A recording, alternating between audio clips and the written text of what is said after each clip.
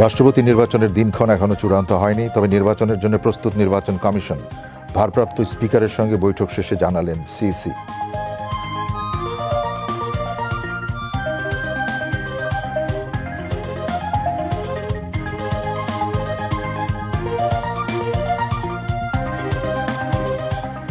নির্বাচনকালীন সকল প্রতিশ্রুতি বাস্তবায়নে কাজ করছে সরকার, বললেন তথ্য ও সম্প্রচার মন্ত্রী।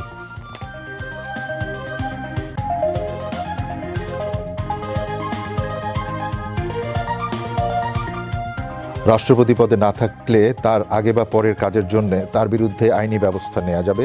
সংক্ষুব্ধরা আদালতে যেতে পারেন, জানালেন তথ্য ও সম্প্রচার উপদেষ্টা।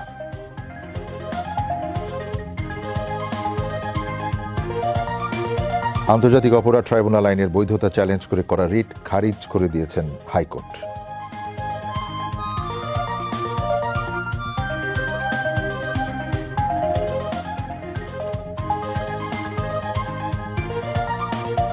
এবং যুদ্ধবন্ধে যুক্তরাষ্ট্র ইরানের মধ্যে আলোচনার বিষয়ে আশাবাদী মধ্যস্থতাকারী দেশ কাতার এবং পাকিস্তান। বিশ্ববাজারে আরও কমল জ্বালানি তেলের দাম।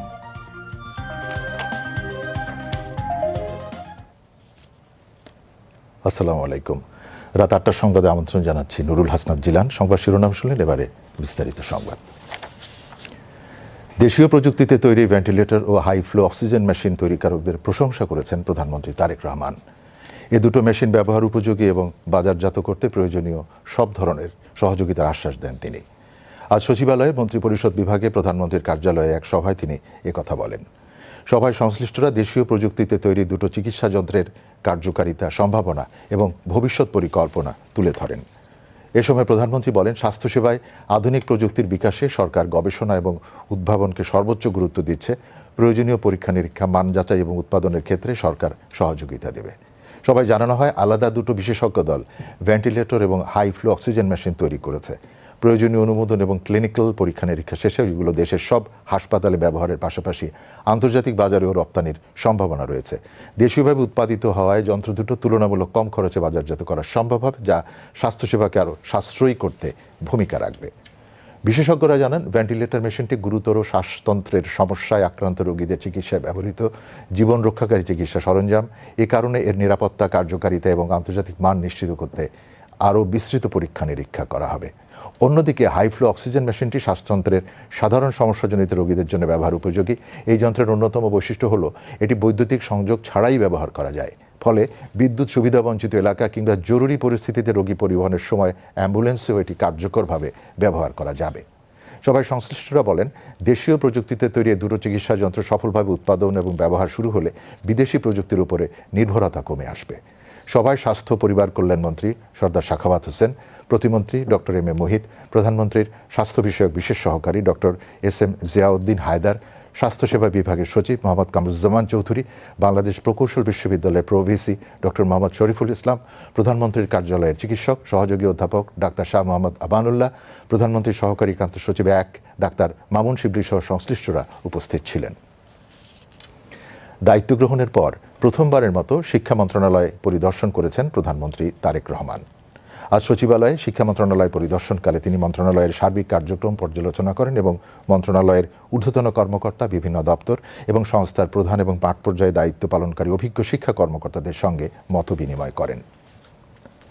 পর্যালোচনা সভায় শিক্ষা মন্ত্রণালয়ের চলমান কার্যক্রম, বিভিন্ন উন্নয়ন প্রকল্প, শিক্ষানীতি বাস্তবায়নের অগ্রগতি এবং প্রশাসনিক কার্যকারিতা নিয়ে বিস্তারিত উপস্থাপনা প্রদান করা হয়। প্রধানমন্ত্রী এসব কার্যক্রম পর্যালোচনা করে সংশ্লিষ্ট কর্মকর্তাদের প্রয়োজনীয় দিক নির্দেশনা দেন। সভায় শিক্ষার গুণগত মান বৃদ্ধি, শিক্ষার্থীদের নিয়মিত শ্রেণীকক্ষে উপস্থিতি নিশ্চিতকরণ, কার্যকর পাঠদান, শিক্ষকদের যুগোপযোগী এবং ধারাবাহিক প্রশিক্ষণ, প্রযুক্তি নির্ভর শিক্ষা সম্প্রসারণ এবং প্রশাসনিক জবাবদিহিতা আরও শক্তিশালী করার বিষয়গুলো বিশেষ গুরুত্ব পায়। এ সময় প্রধানমন্ত্রী মাঠ পর্যায়ে কর্মরত অভিজ্ঞ শিক্ষা কর্মকর্তাদের সঙ্গে সরাসরি মত বিনিময় করেন। তারা শিক্ষাক্ষেত্রের বাস্তব চিত্র, বিদ্যমান চ্যালেঞ্জ এবং শিক্ষার মানোন্নয়নে করণীয় বিষয়ে নিজেদের অভিজ্ঞতা এবং মতামত তুলে ধরেন। প্রধানমন্ত্রী তাদের বক্তব্য মনোযোগ সহকারে শোনেন এবং নীতি নির্ধারণ ও বাস্তবায়নের ক্ষেত্রে মাঠ পর্যায়ের অভিজ্ঞতা এবং পরামর্শকে যথাযথ গুরুত্ব দেওয়ার উপরও গুরুত্ব আরোপ করেন। প্রধানমন্ত্রী বলেন, দেশের প্রতিটি শিক্ষার্থীর জন্য মানসম্মত শিক্ষা নিশ্চিত করা সরকারের অন্যতম অগ্রাধিকার। এ লক্ষ্যে শিক্ষা ব্যবস্থার প্রতিটি স্তরে গুণগত পরিবর্তন আনতে সমন্বিত উদ্যোগ, কার্যকর তদারকি এবং সময়োপযোগী পরিকল্পনা বাস্তবায়ন অব্যাহত থাকবে।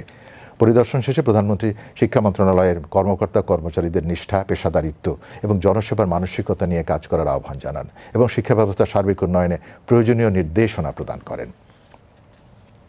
প্রধানমন্ত্রী তারেক রহমান মানব সম্পদ উন্নয়ন, দক্ষতা বৃদ্ধি সহ বিভিন্ন খাতে জাপানের আরও সক্রিয় সহযোগিতা চেয়েছেন। তিনি জাপানি ভাষায় দক্ষতা অর্জনের মাধ্যমে বাংলাদেশ থেকে দক্ষ স্বাস্থ্যকর্মী, কৃষি শ্রমিক এবং গাড়ি চালক নিয়োগে উদ্যোগী নেয়ার জন্য জাপানের প্রতি আহ্বান জানান। জাপানের প্রধানমন্ত্রীর বিশেষ উপদেষ্টা উনো ইয়োশিমাসা প্রধানমন্ত্রীর সঙ্গে সৌজন্য সাক্ষাৎ করতে এলে তিনি এই আহ্বান জানান। আজ দুপুরে সচিবালয়ে প্রধানমন্ত্রীর কার্যালয়ে সাক্ষাৎ অনুষ্ঠিত হয়। বৈঠকে বাংলাদেশ এবং জাপানের মধ্যকার কৌশলগত অংশীদারিত্ব আরও সুদৃঢ় করা এবং দ্বিপাক্ষিক সম্পর্ক নতুন উচ্চতায় নিয়ে যাওয়ার বিষয়ে আলোচনা হয়। এ সময় প্রধানমন্ত্রী বাংলাদেশে জাপানি কোম্পানিগুলোর বিনিয়োগ আরও বাড়ানোর আহ্বান জানান। একই সঙ্গে নারায়ণগঞ্জের ২৫০০-এর মতো আরও একটি শিশু পার্ক স্থাপনে জাপান আগ্রহী হলে বাংলাদেশ সরকার সর্বাত্মক সহযোগিতা করবে বলেও জানান প্রধানমন্ত্রী।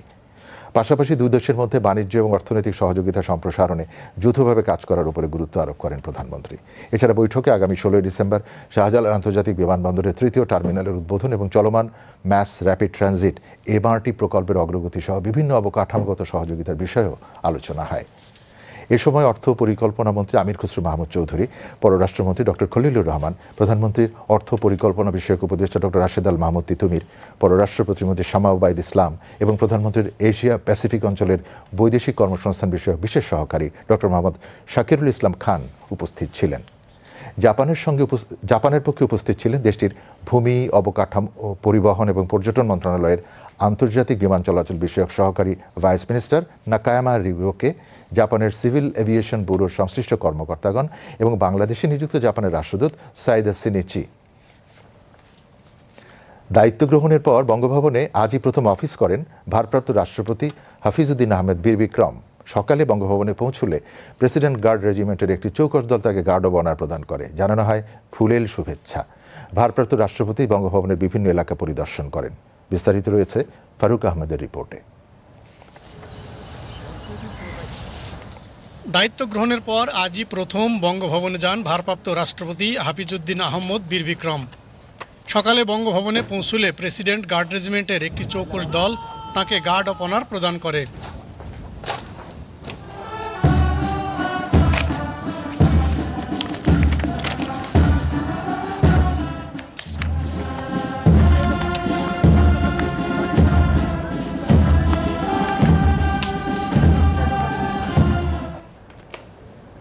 বঙ্গভবনে রাষ্ট্রপতিকে ফুলেল শুভেচ্ছা জানান রাষ্ট্রপতির সামরিক সচিব মেজর জেনারেল ASM বাহাউদ্দিন, জনবিভাগের সচিব খান মোহাম্মদ নুরুল আমিন এবং প্রেস সচিব মোহাম্মদ সরওয়ার আলম। আনুষ্ঠানিকতা শেষে রাষ্ট্রপতি তাঁর অফিস কক্ষে যান এবং দাপ্তরিক কাজকর্ম সম্পন্ন করেন।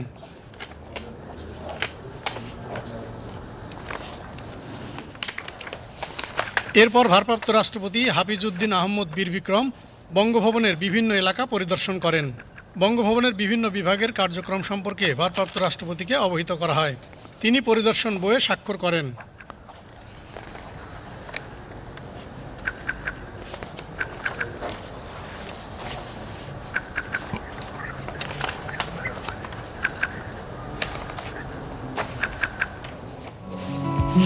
পরে ভারপ্রাপ্ত রাষ্ট্রপতি হাফিজউদ্দিন আহমদ বীর বিক্রম বঙ্গভবনের তোষাখানা পরিদর্শন করেন।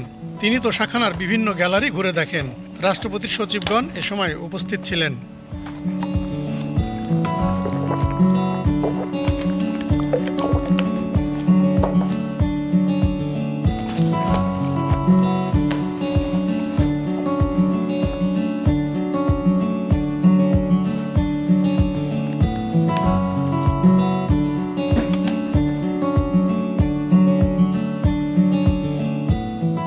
Faruk Ahmed, BTV news. জাতীয় সংসদের ভারপ্রাপ্ত স্পিকার ব্যারিস্টার কায়সার কামালের সঙ্গে প্রধান নির্বাচন কমিশনার AM নাসিরউদ্দিনের নেতৃত্বে নির্বাচন কমিশনের বৈঠক অনুষ্ঠিত হয়েছে। আজ জাতীয় সংসদ ভবনে ভারপ্রাপ্ত স্পিকারের দপ্তরে এ বৈঠকটি অনুষ্ঠিত হয়। বৈঠকে ৩ নির্বাচন কমিশনার আব্দুর রহমান এল মাসুদ, আনোয়ারুল ইসলাম, তাহমিদ আহমেদ এবং ইসির সিনিয়র সচিব আক্তার আহমেদ এবং সংসদ সচিবালয়ের সচিব ব্যারিস্টার গোলাম সারোয়ার ভূঁইয়া উপস্থিত ছিলেন। বৈঠক শেষে সাংবাদিকদের ব্রিফিংকালে CAC AM নাসিরউদ্দিন বলেন, রাষ্ট্রপতি নির্বাচনের দিনক্ষণ এখনও চূড়ান্ত হয়নি, তবে নির্বাচনের জন্য পুরোপুরি প্রস্তুত রয়েছে নির্বাচন কমিশন।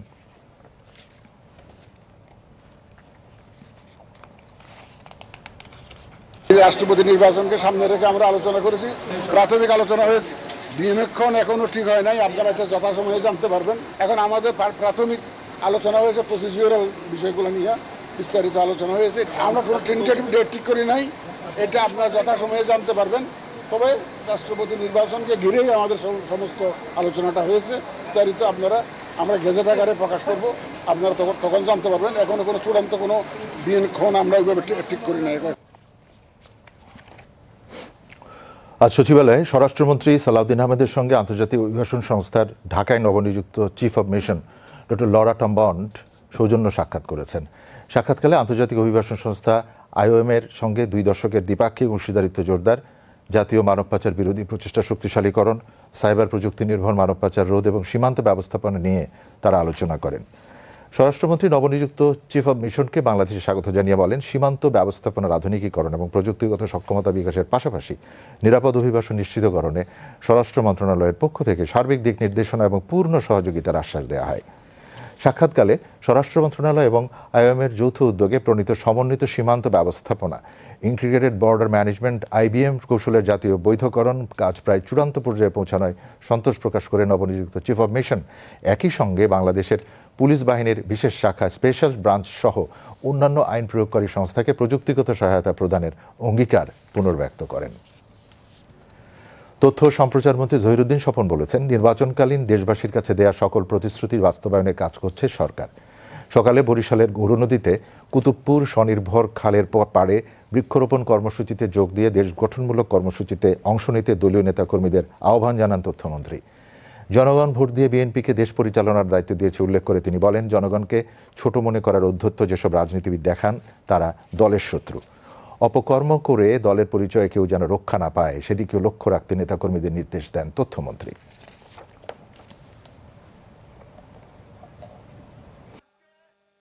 সরকারি দলের নেতাকর্মী আমরা হয়েছি কেননা জনগণ আমাকে দায়িত্ব দিয়েছে।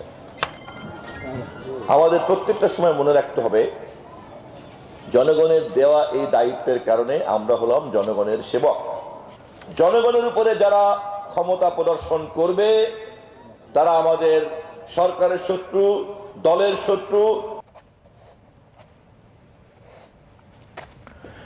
প্রধানমন্ত্রীর তথ্য বিষয়ক উপদেষ্টা ডাক্তার জাহিদুর রহমান জানিয়েছেন, রাষ্ট্রপতি পদে না থাকলে তার আগে বা পরের কাজের জন্য তার বিরুদ্ধে আইনি ব্যবস্থা নেওয়া যাবে এবং সংক্ষিপ্তরা আদালতে যেতে পারেন। তিনি আজ দুপুরে সচিবালয়ে নিয়মিত ব্রিফিংয়ে সাংবাদিকদের প্রশ্নের জবাবে কথা বলেন। প্রধান তথ্য কর্মকর্তা সৈয়দ আবদাল আহমেদ এ সময়ে উপস্থিত ছিলেন। উপদেষ্টা বলেন, কিছু সরকারি কর্মকর্তাকে বাধ্যতামূলক অবসরে পাঠানোর সঙ্গে 2018 সালের নির্বাচনের কোনো সম্পর্ক নেই। রাতের ভোটের অপরাধের বিচার করবে সরকার, তবে সেই বিষয়ে এখনও কোনো পদক্ষেপ নেওয়া হয়নি। জাহিদুর রহমান বলেন, 7.62 বুলেটের মতো প্রাণঘাতী অস্ত্র পুলিশ ব্যবহার করেছে 24-এর আন্দোলন ঠেকাতে। তিনি বলেন, আগামী 5 আগস্টে উদ্বোধন হবে জুলাই জাদুঘরের। সেই লক্ষ্যে অসম্পন্ন কাজ দ্রুত শেষ করা হচ্ছে।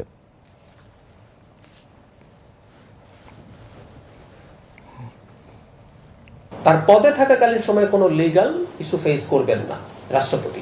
উনি যতদিন পদে আছেন, উনি যখন পদে নেই, সেটা আগে করা ওনার কোনো রকম কোনো যদি মিসকন্ডাক্ট, এটা আমি এই রাষ্ট্রপতির কথা বলছি না, এনি প্রেসিডেন্ট, আগে করা কোনো বিষয় এবং পরেও যদি কোনো কিছু থেকে থাকে সেগুলোর জন্য নিশ্চয়ই তার বিরুদ্ধে লিগ্যাল অ্যাকশন নেওয়া যাবে। তার যে আইনি সুরক্ষা আছে সেটা তিনি, যেমন ধরুন আপনি মানে প্রধানমন্ত্রী বা যে কোনো মন্ত্রীর বিরুদ্ধে কিন্তু আপনি মামলা করতে পারেন তিনি দায়িত্বে থাকা অবস্থায়, কিন্তু রাষ্ট্রপতি যতদিন দায়িত্বে আছেন তার বিরুদ্ধে আপনি কোনো লিগ্যাল প্রসিডিওর শুরু করতে পারবেন না। কিন্তু যখন তিনি রাষ্ট্রপতি নেই তখন এটা করা যায়। যেটা মিলিটারি গ্রেডের অস্ত্র পুলিশের হাতে ছিল, এটার বুলেটই 7.62, ওটার জন্য স্নাইপার হতে হবে, মানে কোত্থেকে যেন অদ্ভুত সব কথা আসছে। স্পেশাল পুলিশের হাতে থাকতে পারে কিন্তু সাধারণ পুলিশের হাতে এই অস্ত্র থাকে না। পরে সেনাবাহিনী ফুললি অটোমেটিক অস্ত্র যখন ব্যবহার করলো, BG টাইপ 8 সম্ভবত, সেটা এরপর বিজিবির কাছে এবং শেষে পুলিশের কাছে আসলো। ওই অস্ত্র হরদম পুলিশ ব্যবহার করেছে এবং ওটার বুলেটই 7.62। ওটা একটা ওয়ার গ্রেড ওয়েপন, ওটা পুলিশের হাতে যাওয়ারই কথা ছিল না। পুলিশের হাতে শটগান থাকবে আর লেথাল ওয়েপন থাকবে পিস্তল, যেগুলো শর্ট রেঞ্জের।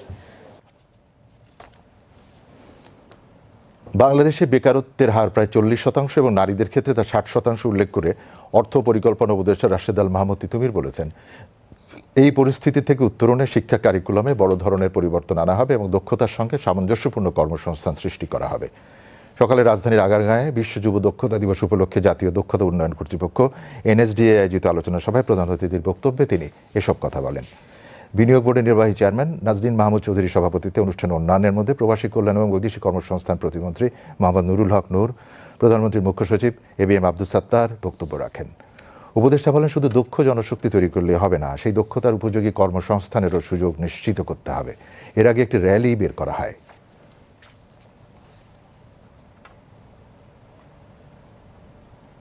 জুলাই গণঅভ্যুত্থানে রাজধানীর ধানমন্ডি এবং মোহাম্মদপুর এলাকায় সংঘটিত ৯ জনকে হত্যার ঘটনায় মানবতা বিরোধী অপরাধে শেখ ফজলিনুর তাপস এবং জাহাঙ্গীর কবির নানক সহ ২৮ জনের বিরুদ্ধে মামলার পরবর্তী সাক্ষ্য গ্রহণের তারিখ ৬ আগস্ট ধার্য করেছেন আন্তর্জাতিক অপরাধ ট্রাইব্যুনাল। ট্রাইব্যুনাল ১ আজ সাক্ষ্য গ্রহণ শেষে এই তারিখ ধার্য করেন। মামলাটিতে আজ সাক্ষ্য দেন জুলাই যোদ্ধা ওয়াসিফ মুনিম, তুলে ধরেন শহীদ ফারহান ফাইয়াজ সহ অন্য শহীদদের নিহত হওয়ার ঘটনা।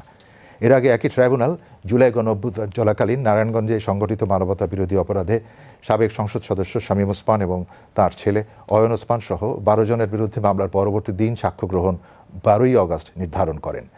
মামলাটিতে আজ সাক্ষ্য দেন জুলাই যোদ্ধা এনআরবি মামুন, পরে তাকে জেরা করেন আসামি পক্ষের আইনজীবী।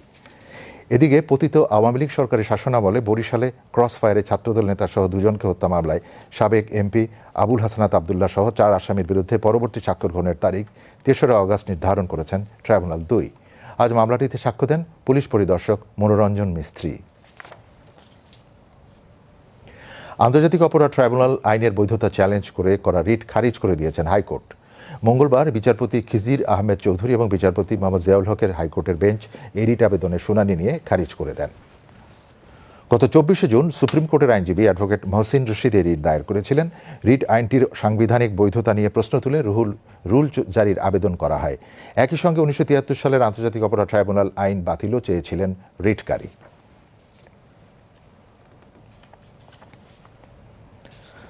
এবারও রয়েছে বিজ্ঞাপন বিরতি।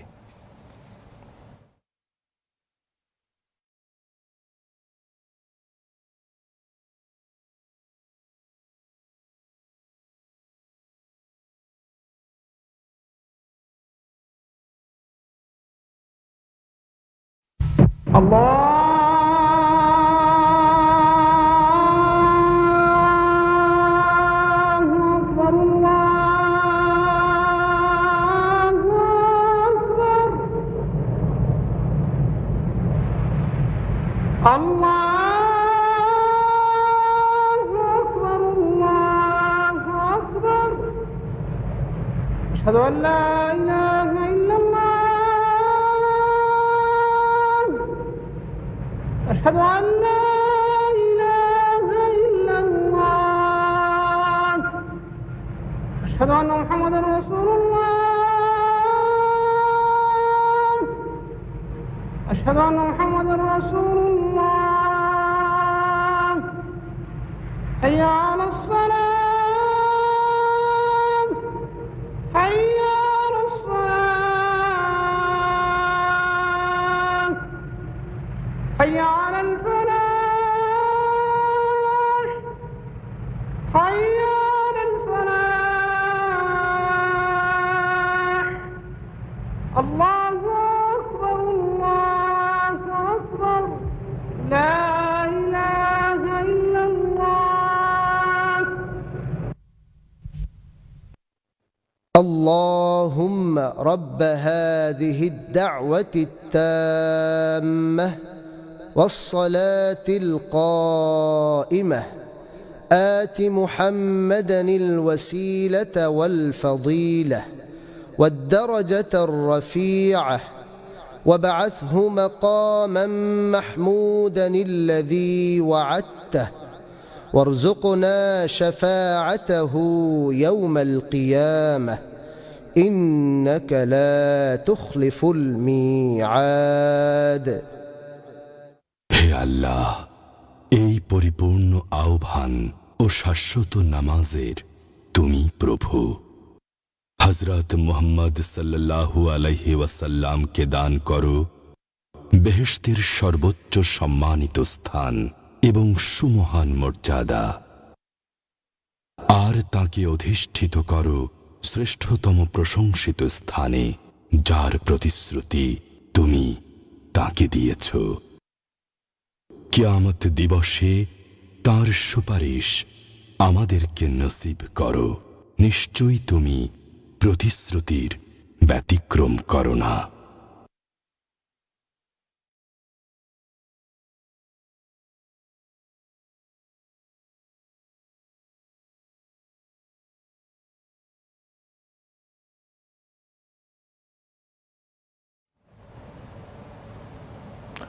বিরতির পরে আবারও সংবাদে আমন্ত্রণ জানাচ্ছি। এবারে আন্তর্জাতিক সংবাদ।